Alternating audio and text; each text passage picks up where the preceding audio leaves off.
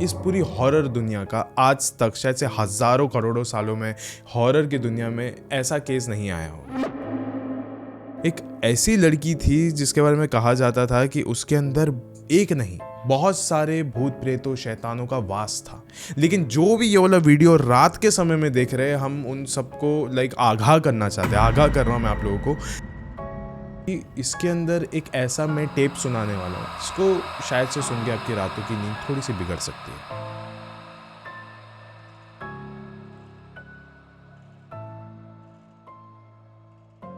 हमारे आसपास कुछ इस तरीके के लोग रहते हैं जो कि उनकी ज़िंदगी में ऐसी ऐसी चीज़ें हो रही रहती है, वो इस तरीके से एक्ट करने लग जाते हैं कि हमको ऐसा लगता है कि वो पोजेस्ड है। कभी कभी लोगों को लगता है कि उनको कोई मानसिक संतुलन की बीमारी है, मानसिक बीमारी है। ऐसी ऐसी हरकतें करने लग जाएंगे कि हम लोग ये सोच में ना एकदम डीपली हम लोग घुस जाएंगे कि एक इंसान ऐसा कर कैसे सकता है। उसका दिमाग उस पर क्या इतना ज़्यादा हावी है कि वो ये सारी चीज़ें करने पे मजबूर कर रहा है, या फिर इसके अंदर किसी भूत प्रेत का वास है। ये सारी चीज़ों के ना बारे में मैं भी सोचता था, मैं भी बहुत ज़्यादा सोचता था। लेकिन फिर ना एक ऐसा केस आया मेरे सामने जिसने एक्चुअली, मुझे ऐसा लगता है कि इस पूरी हॉरर दुनिया का आज तक शायद से हजारों करोड़ों सालों में हॉरर की दुनिया में ऐसा केस नहीं आया होगा जो कि ये केस है। इस केस का नाम है the case of Annalise Michelle. Annalise एक ऐसी लड़की थी जिसके बारे में कहा जाता था कि उसके अंदर एक नहीं बहुत सारे भूत प्रेतों शैतानों का वास था। वहीं पे कुछ लोग और आर्ग्यू करते ये कहते हुए कि उसको कोई अनदर लेवल का साइकोलॉजिकल डिसऑर्डर था। अब क्या था ये तो उसी को पता है। गाइस, हमने इस पूरी कहानी को खुरेदा है, पूरा खोद के निकाला है कि ये कहानी असल में थी क्या। लेकिन जो भी ये वाला वीडियो रात के समय में देख रहे हैं, हम उन सबको आगाह करना चाहते हैं, आगाह कर रहा हूँ मैं आप लोगों को कि थोड़े से चौकन्ने रहिए, क्योंकि इसके अंदर एक ऐसा मैं टेप सुनाने वाला हूँ जिसको शायद से सुन के आपकी रातों की नींद थोड़ी सी बिगड़ सकती है। सो गाइस, आप सबका स्वागत है मेरी series the most dangerous psychological disorders में। ये वो सीरीज है जहाँ पे मैं पैरानॉर्मल दुनिया और साइकोलॉजिकल दुनिया के बारे में बात करता हूँ, जिसको मर्ज करने के बाद साइकोलॉजिकल टर्म में देखा जाए तो इसका नाम है पैरासाइकोलॉजी। पैरासाइकोलॉजी वो होता है जब एक इंसान के बारे में कोई इंसान समझ नहीं पाता कि क्या इसके जिस्म में कोई भूत प्रेत का वास है या फिर इसको सही में कोई मानसिक बीमारी है। उसी के बारे में हम लोग आज बात करेंगे। वैसे अगर आपने इस सीरीज़ के मेरे बाकी एपिसोड्स नहीं देखे तो फिर आई बटन में आपको उसका लिंक मिल जाएगा, आप जल्दी से जाके वहाँ पे देख सकते हो। पूरा प्लेलिस्ट का लिंक दे दूंगा मैं वहाँ पे। लेकिन उससे पहले, ये वीडियो शुरू होने से पहले ऐसे ही और horror, mysterious and historical videos देखने के लिए सब्सक्राइब कर दीजिए इस चैनल को। अब ये कहानी शुरू होती है। एनालिस का जो बचपना था ना, वो एकदम आम बच्चों के जैसे ही था, जैसे दूसरे बच्चों का होता है वैसा। अपने घर पे रहा करती थी, अपने माँ बाप और अपनी 3 बहनों के साथ रहा करती थी वो। लेकिन एनालिस ना थोड़ी ज़्यादा अच्छी थी, ज़्यादा बेहतर थी सब लोगों से। वो चर्च वगैरह में जाया करती थी, भगवान को बहुत ज़्यादा माना करती थी, एक अच्छी बच्ची थी। She was a good girl. लेकिन जब वो 16 साल की थी ना, तब उसको उसका पहला सीजर अटैक आया, जिसे हम लोग इंडिया में फिट कहते हैं कि फिट का अटैक आना, मिर्गी चढ़ना। तो सीजर अटैक आया था उसको 16 साल की उम्र में। तब से लेकर उसका जो परिवार वाले थे ना, वो बहुत ज़्यादा हिल गए थे, एकदम हड़बड़ाहट मच गई थी उन सब में। वो लोग भी बहुत ज़्यादा टेंशन में रहते थे कि एनालिस ही है जो सबसे ज़्यादा चर्च में जाती है, एनालिस ही है जो सबसे ज़्यादा भगवान को मानती है, फिर ऊपर वाले ने उसके साथ ये क्यों किया। जब एनालिस कुछ 17 साल की हुई थी, तब उसकी जो दिमागी हालत थी वो बहुत ही ज़्यादा बिगड़ने लग गई थी। सीजर अटैक्स तो उसको आते ही थे। धीरे धीरे करके उसकी दिमागी हालत बहुत ज़्यादा बिगड़ने लग गई थी। वो डिप्रेशन में जाने लगी। लेकिन फिर भी उसने भगवान को सोचना समझना उसने छोड़ा नहीं था। वो चर्च में जा के 600 बार अपने नी को बेंड करती थी, 600 बार, जिसके वजह से उसकी जो घुटने की हड्डियाँ थी वो भी टूटने लग गई थी। एनालिस की जो माँ थी एना, उसको भी ऐसा लग रहा है कि मेरी बच्ची के साथ हो क्या रहा है, क्या हो रहा है, क्या हो रहा है इसके साथ। एनालिस कहती थी कि जब मैं भगवान के सामने खड़ी रहती हूँ चर्च में, तब उस वक्त मेरे को ऐसा क्यों लगता है कि मेरे सामने भगवान नहीं कोई शैतान है और मैं उसे देख सकती हूँ, बखूबी देख सकती हूँ। वो जब अपने कमरे में अकेले रहती है, उसने वो कहती है कि मैं अपने कमरे में अकेली हूँ, मैं जानती हूँ, लेकिन फिर भी मेरे नज़रों के सामने बहुत सारे लोग दिखते हैं मुझे, चीखने चिल्लाने की आवाज़ें सुनाई देती हैं। ये सब कुछ सुनने के बाद उसकी माँ हर वक्त शॉक हो जाती थी। ज़्यादा शॉकिंग बात ये होती थी कि जब एनालिस ये कहती थी कि मुझे पंछियों का सर तोड़ के खाना पसंद है, वो चीज़ वो करती थी अपनी माँ के सामने, बहुत सारी चीज़ें करती थी, मकड़ियों को खाती थी।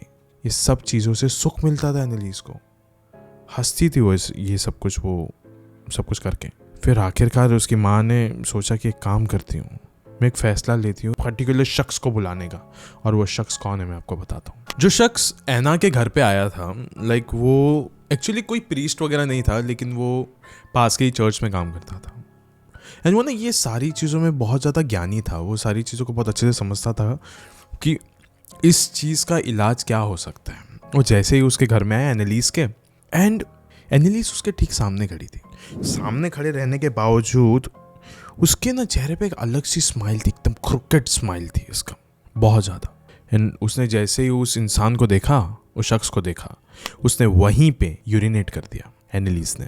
फिर भी उसके चेहरे से वो हंसी गई नहीं थी, अभी भी हंस रही थी वो। और उसी हंसी के साथ उस इंसान को देखते देखते वो नीचे झुकी एंड उसने अपने ही यूरिनेट को चाटना चालू कर दिया। सोचिए क्या मंजर रहा होगा कि वो ये सारी चीज़ें कर रही है। ऐना उसकी माँ उस वक्त वहीं पे थी, एंड उसकी माँ ने कहा कि अब क्या किया जाए, इसका क्या कर सकते हैं। फिर वो जो शख्स आया था चर्च से, उसने कहा कि ये जो भी है, आज से पहले मैंने ऐसा नहीं देखा हूँ, कोई भूत प्रेत नहीं है, ये कोई शैतान नहीं है, ये उससे भी ज़्यादा ख़राब है, आपको इसका जल्द से जल्द कुछ ना कुछ तो ज़रूर करना होगा। चर्च से जल्दी प्रीस्ट को बुलाइए, जो कर सकते हैं वो ही कर सकते हैं। सारे फॉर्मेलिटीज़ के बाद उन्होंने 2 प्रीस्ट को बुलाया, एंड उसके ही अगले दिन ये दोनों प्रीस्ट आ गए। इन दोनों प्रीस्ट का नाम था फादर अर्नेस्ट ऑल्ट और फादर एर्नॉल्ड रेंड्स, और ये दोनों आ गए एनालिस के घर पे साल 1975 सितंबर 24 को। एनालिस के घर पे ये दोनों जो थे प्रीस्ट, वो लोग आए थे, एंड अभी पहला एक्सॉर्सिज्म होने जा रहा था एनालिस के ऊपर, एंड वो बहुत ज़्यादा श्योर थे। उन्होंने चर्च को लेटर लिख के भेज दिया था कि यस डेफिनेटली इस लड़की के अंदर कोई ना कोई शैतान का वास है, कोई ना कोई बसेरा है इसके इर्द गिर्द, हमको करना ही होगा, अदरवाइज़ इसकी जान चले जाएगी। फिर उसके बाद जो पहला ही एक्सॉर्सिज्म इन लोगों ने किया था, उसके बाद ये दोनों ही प्रीस्ट बहुत ही ज़्यादा डर गए थे, कांप उठे थे। सालों साल से उन्होंने न जाने कितने सारे एक्सॉर्सिज्म किए होंगे, लेकिन ये वाला एक्सॉर्सिज्म उनकी ज़िंदगी का सबसे ख़तरनाक एक्सॉर्सिज्म था। जब वो एनालिस की माँ ऐना के पास गए, तब उन्होंने ये वाली बात कहनी चालू कर दी कि आप एकदम सही हो, आपकी बेटी के अंदर शैतान है, और है शैतान, लेकिन एक नहीं है, कई सारे शैतान हैं इसके बदन। उसने खुद कहा है इसके बारे में। ये सब कुछ बातें सुनने के बाद ना एनालिस एकदम ज़ोर का हंसने लग गई थी, ज़ोर का हंसने लग गई थी। अब ये सब कुछ हंसने वगैरह के बाद में एकदम अंत में जाके उसने अपने खुद के लाइक उन सारे शैतानों के आवाज़ में उसने उन सबको इंट्रोड्यूस करना चालू कर दिया, हर किसी के नाम लेना चालू कर दिया। अब मैं आपको उसकी आवाज़ सुनाता हूँ।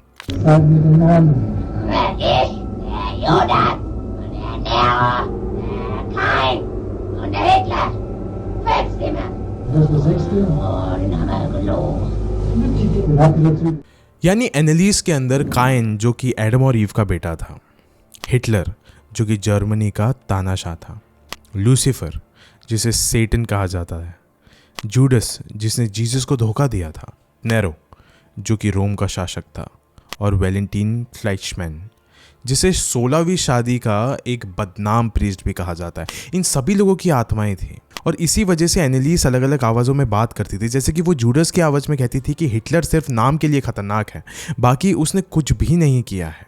और फिर हिटलर की आवाज़ में बात करके कहती थी कि इंसानों की नस्ल सिर्फ और सिर्फ मूर्ख है। यानी वो पूरी तरीके से पोजेस थी, और ये चीज़ देखकर फादर समझ चुके थे कि अगर एनालिस को इस चीज़ से बाहर निकालना है तो हमें एक से ज़्यादा एक्सॉर्सिज्म करने पड़ेंगे। लेकिन जब थोड़े बहुत एक्सॉर्सिज्म हो गए थे, उसके बाद एनालिस टोटली चेंज हो चुकी थी, कैसे, मैं अभी आपको बताता हूँ। ये एक बार की बात है जब एनालिस की माँ ऐना उसके कमरे में जा रही थी, बस उसका हालचाल देखने के लिए कि कैसी है कैसी नहीं है। वो जैसे ही उसके कमरे में गई, एनालिस ने नाखूनों से उसकी माँ पर हमला कर दिया, पूरा नोच दिया था उसकी माँ का चेहरा, हाथ वगैरह सब कुछ। एंड ये सब कुछ करते हुए एनालिस को बिल्कुल भी कोई भी गम नहीं था, कोई भी शिकन नहीं थी उसके चेहरे पर, लेकिन सिर्फ एक मुस्कुराहट थी, शैतानी मुस्कुराहट, कोई भी रिग्रेट नहीं था उसको। ये सारी बात फिर देख के एनालिस की माँ बहुत ज़्यादा परेशान हो रही थी लेकिन ये हो क्या गया, ये तो हद से बाहर हो गई है अभी चीज़ें। फिर उसको उसी के कमरे में बांध कर रखा जाना उन्होंने स्टार्ट कर दिया था। लाइक उसको बांध के रखा करते थे। वो कितनी भी रोए, कितनी भी तड़पे, कितनी भी आवाज़ें निकाले, कुछ भी, चाहे वो अपने आप की आवाज़ में क्यों ना कुछ कह दे, उसकी माँ और उसके बाप उस पर बिल्कुल भी तरस नहीं खाते थे। उसको अपने ही कमरे में ऐसे बांध के रखा करते थे। फिर ये सारी बातें फिर एनालिस की माँ एना ने दोनों प्रीस्ट को बोला कि अभी बात हद से बढ़ चुकी है, पानी सर से ऊपर जा चुका है, कुछ ना कुछ करना पड़ेगा। फिर उन प्रीस्ट ने कहा कि ठीक है। दोनों फादर मान गए थे कि अभी एक और एक्सॉर्सिज्म किया जाएगा, लेकिन ये पिछली बार से ज़्यादा एक्सट्रीम लेवल पे होगा, ज़्यादा खतरनाक होगा, तो आप अभी तैयार रहिए। दोनों फादर्स अब एनालिस के कमरे के अंदर घुसे हैं। देखा कि एकदम दबी हुई आवाज़ में एनालिस रो रही थी और एक कमरे के कोने में सिमट के बैठी हुई थी। सब कुछ एकदम शांत था। फिर जैसे ही एनालिस ने उन दोनों फादर को देखा, उसने उन पे हमला कर दिया। फादर एर्नोल्ड और फादर ऑल्ट ने अभी एक्सॉर्सिज्म करना शुरू किया था। एनालिस को अभी एकदम मोटे चैन से उन्होंने अभी बेड पे बांध के एकदम कस के रखा हुआ था ताकि वो बिल्कुल हिल ना पाए। एंड वाकई में एनालिस बिल्कुल भी हिल नहीं पा रही थी और उस पर एक्सॉर्सिज्म किया जा रहा था। एकदम स्ट्रॉन्ग एक्सॉर्सिज्म किया जा रहा था। ना उसे खाने दिया जा रहा है, ना कुछ पीने दिया जा रहा है उस एक्सॉर्सिज्म के दौरान, क्योंकि उनको तड़पाना था उस शैतान को अंदर ही अंदर कि तेरे को इतना तड़पाएंगे कि तू यहाँ से बाहर निकल ही जाएगा, तू इसकी जान छोड़ ही देगा। लेकिन वो चीज़ हो नहीं रही थी। हर हफ्ते 10 दिन में ये सारे एक्सॉर्सिज्म होने लग गए थे। एंड एक्सॉर्सिज्म के लेवल्स वो लोग क्रॉस किए जा रहे थे हर वक्त। एंड कुछ एक्सॉर्सिज्म्स के बाद ना अभी एनालिस की जो तबीयत है ना वो थोड़ी बहुत ठीक भी लगने लग रही थी कि हाँ अभी वो थोड़ी सी ठीक है, लेकिन ये हालत ज़्यादा देर तक टिक नहीं पाई। एक्सॉर्सिज्म के दौरान खाना पीना तो छोड़ो, अब वो रियल लाइफ में भी खाना पीना नहीं खा रही थी। जब उस पर कोई एक्सॉर्सिज्म नहीं होता, खाना पीना सब कुछ छोड़ देता है। जब एक्सॉर्सिज्म के दौरान उससे ये बात पूछी गई कि तुम खाना पीना क्यों नहीं खा रहे हो, तुम कुछ क्यों नहीं खा पा रहे हो, फिर एनालिस ने कहा कि मेरे अंदर जो शैतान है वो मुझे खाने की बिल्कुल भी मंजूरी नहीं दे रहे हैं, बिल्कुल भी नहीं दे रहे, वो नहीं खाना देना चाहते मेरे जिस्म को। एंड गाइस कोई भी इस चीज़ का कुछ कर नहीं सकता था क्योंकि सब जानते थे कि इसके अंदर कितने शैतान हैं। अब धीरे धीरे करके कुछ 11 महीने बीत चुके थे। 67 एक्सॉर्सिज्म्स हुए थे एनालिस के ऊपर। 67 एक्सॉर्सिज्म होने के बाद एक 23 इयर्स की लड़की सिर्फ 30 किलो की रह गई थी। 30 किलो, बिल्कुल भी जान नहीं थी उसमें। चलने के लिए भी उसको सहारा लगता था किसी ना किसी से। अभी एक रात की बात है जब वो ना एकदम थक हार के अपने माँ के पास गई। मैंने उससे कहा कि मैं अभी बहुत थक चुकी हूँ, लाइक मुझे भी बहुत ज़्यादा डर लग रहा है, अपने आप के लिए बहुत ज़्यादा डर लग रहा है, मुझे बिल्कुल भी जीना नहीं है। ये सारी बातें उसने कही एंड वो अपने कमरे में चले गई। फिर अगले दिन 1 जुलाई 1976 को एनालिस मिशेल ने अपनी आखिरी सांसें ली एंड फिर डॉक्टर्स ने उसको डेथ डिक्लेयर कर दिया था। ये ऐसा समय था कि उसके माँ बाप दुखी होने के बजाय बहुत ज़्यादा खुश हो रहे थे कि फाइनली हमारी जो बेटी थी वो ये सारी चीज़ों से छूट गई।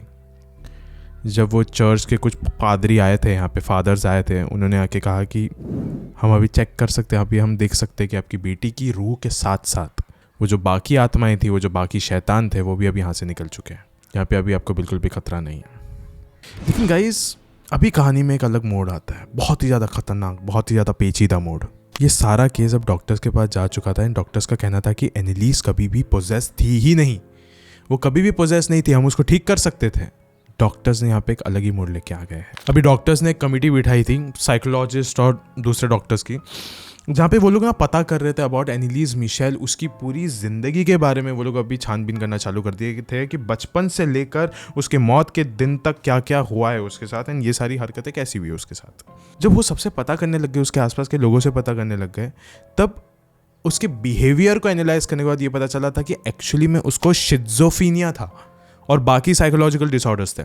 शिज़ोफ्रेनिया एक ऐसी बीमारी होती है जहाँ पे आपके बदन के अंदर अलग अलग कैरेक्टर्स आ जाते हैं, अलग अलग कैरेक्टर्स आपको दिखने लगते हैं, अलग अलग आवाज़ें सुनाई देती है और आपकी भी आवाज़ें अलग अलग तरीके से बाहर निकलने लग जाती है, जो कि हर किसी के हक में होता है। अगर आपका दिमाग हावी हो गया आपके ऊपर, अब वो सारी चीज़ें कर सकते हो। उसके बाद डॉक्टर्स का यही कहना था कि वो जो प्रीस्ट थे उन्होंने इस पूरे केस को मैनिपुलेट किया एक्चुअली देखा जाए तो।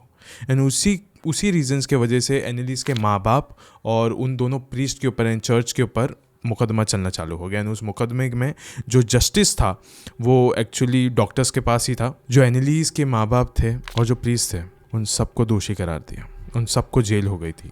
लेकिन ये बहुत छोटी सी सज़ा थी और वो छोटी सज़ा काटने के बाद वो लोग आज अपनी एक नॉर्मल ज़िंदगी जी रहे हैं। लेकिन फिर भी उन सबको दोषी करार दिया गया था। अदालत में ये प्रूव हो गया था कि एनालिस मिशेल को किसी भी तरीके का पोजेशन था ही नहीं।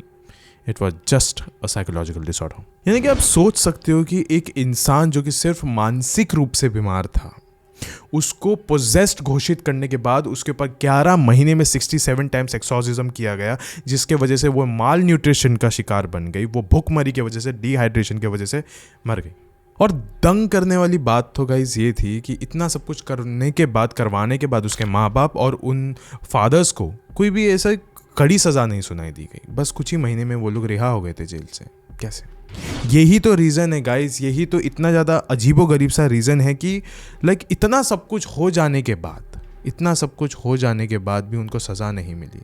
और ये भूत प्रेतों की दुनिया में, ये हॉरर दुनिया का सबसे ज़्यादा स्पेशल केस है, सबसे ज़्यादा स्पेशल केस। यहाँ पे बहुत लोग हैं जो ये मानना पसंद करते कि उसके बदन में वाकई में भूत प्रेत थे, उनका बसेरा था, उनका वास था। वहीं पे कुछ ऐसे लोग हैं जो कि सच्चाई में मानना बहुत ज़्यादा बिलीव करते हैं, जो कि कोर्ट ने कहा, जो कि अदालत ने कहा, वो उसमें मानना पसंद करते हैं कि she was just a victim of schizophrenic, a psychological disorder. लेकिन अंत में किसी का भी मानना इतना ज़्यादा ज़रूरी नहीं है। आप क्या मानते हो कि क्या उसमें पोजेशन था? आप क्या मानते हो कि क्या, या फिर वो सिर्फ एक साइकोलॉजिकल डिसऑर्डर की शिकार थी? आपको क्या लगता है? प्लीज़ इस चीज़ को कमेंट्स में लिखिए। ऐसे कई सारे केसेस है गाइस जहाँ पे हमको ऐसा लगता है कि इस इंसान में एक भूत प्रेत का वास है, लेकिन होता सिर्फ एक साइकोलॉजिकल डिसऑर्डर है, एक मानसिक संतुलन की दिक्कत। एंड गाइस इसी रीज़न की वजह से तो ये वाली सीरीज़ मैंने बनाई थी कि आप लोग अच्छे से समझ सको कि क्या चीज़ एक भूत प्रेत की दुनिया है और क्या सिर्फ एक पैरासाइकोलॉजी की दुनिया है। एंड गाइस मुझे ऐसा लगता है कि मेरे ये अभी तक जितने भी थे वीडियोस, मैंने जितने भी बनाए हैं, 4 वीडियो बनाए हैं मैंने इसके ऊपर, इन चारों में से ये जो चौथा है ये सबसे ज़्यादा डेंजरस और सबसे ज़्यादा हॉरर है, ये वाला केस। शायद से मैंने भी ऐसा कभी केस नहीं सुना था, लेकिन जो 5वां आने वाला है that's going to be the most dangerous one. उसके लिए वेट कीजिए, मैं आपको बताऊंगा भी नहीं उसमें कि क्या उसमें एक साइकोलॉजिकल डिसऑर्डर था या फिर वाकई में वो शख्स पोजेस था। उसका वेट कीजिए और ये ज़रूर बताइए कि आपको क्या लगता है कि एनिलीज मिशेल एक मानसिक संतुलन की शिकार थी या फिर एक असलियत में पोजेस्ड हुई गर्ल। कमेंट्स में बताइए। जब तक के लिए शुक्रिया।